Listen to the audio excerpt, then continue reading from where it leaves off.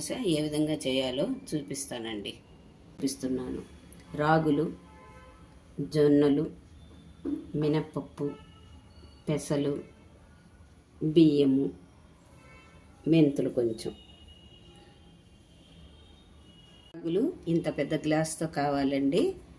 మినప్పప్పు కూడా ఇంత పెద్ద గ్లాస్ కావాలండి. జొన్నలు, పెసలు చిన్న గ్లాస్ సరిపోతుందండి.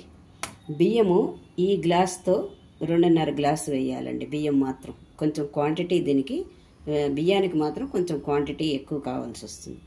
మెంతులు ఎందుకంటే మెత్తగా రావాలని మెంతులు వేస్తున్నామండి. 1 స్పూన్ మెంతులు, ఒకే స్పూన్ మెంతులు మాత్రం. ఇప్పుడు మనము వీటిని నానబెట్టుకోవాలండి. మినపప్పు వేసాను,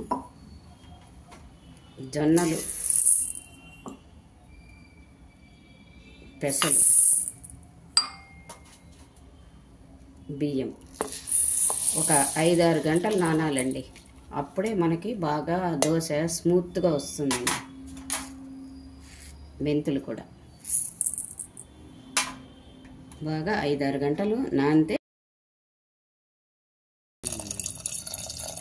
ఈ విధంగా నానబెట్టుకోవాలండి. 2-3 సార్లు కడగాలండి. కడిగి తర్వాత నానబెట్టుకోవాలి. నానిపోయిందండి, బాగా 5-6 గంటలు నానబెట్టానండి. ఇప్పుడు దీన్ని మనము గ్రైండ్ చేసుకోవాలి.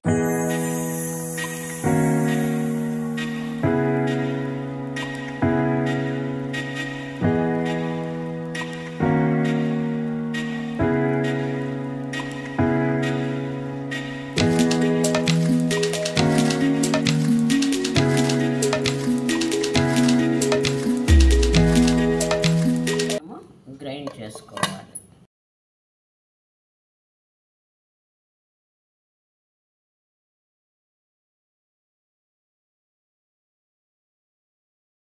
మనము ముందు రోజు గ్రైండ్ చేసి పెట్టుకున్నాం కదండి ఈ మల్టీగ్రెయిన్ దోశ పిండి. దాన్ని పక్క రోజు ఈ విధంగా దోశ పోసుకోవాలండి. ఎందుకంటే బాగా నానుతుంది కాబట్టి మనకి బాగా చక్కగా దోశ వస్తుందండి. అది దీనికి కొంచెం నూనె ఎక్కువ పడుతుందండి. ఎందుకంటే దీంట్లో పెసలు అన్నీ ఉన్నాయి కాబట్టి కొంచెం నూనె ఎక్కువ పడుతుంది. కొంచెం రెగ్యులర్గా వేసుకునే మనకి దోశ కంటే కూడా దీనికి కొంచెం ఎక్కువ ఆయిలే పడుతుందండి. అయినా నేను చాలా తక్కువ ఆయిలే వాడతానండి. కొంచెం ఇది ఇలా చూసారా ఎంత బాగా వచ్చిందో, పర్ఫెక్ట్గా వచ్చేసిందండి దోశ. సాఫ్ట్గా వచ్చిందో చూడండి. ఈ దోశ చాలా సాఫ్ట్గా చూడండి. ఇలా అనగానే ఇలా మనకి వచ్చేస్తుంది. ఎంత సాఫ్ట్గా ఉందో చూడండి. దీన్ని నంచుకోవడానికి పల్లీ చట్నీ, అల్లం పచ్చడి. ఈ మామిడి అల్లం పచ్చడి నేను తయారు చేశానండి. ఈ వీడియో కూడా త్వరలో మీకు వస్తుంది.